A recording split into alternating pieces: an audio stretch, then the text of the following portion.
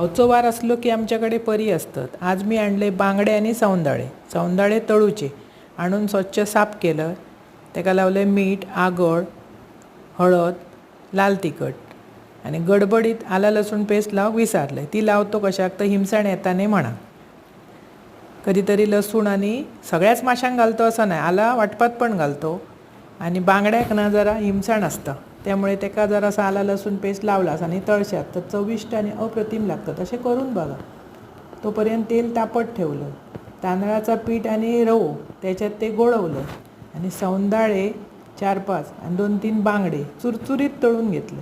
बांगड्याचं आज मी केलं आंबट तिखट टिकला बरोबर भाकरे. इतको बेत आणि इतको गोंधळ असता, सगळाच एकदम करूचा येता ना.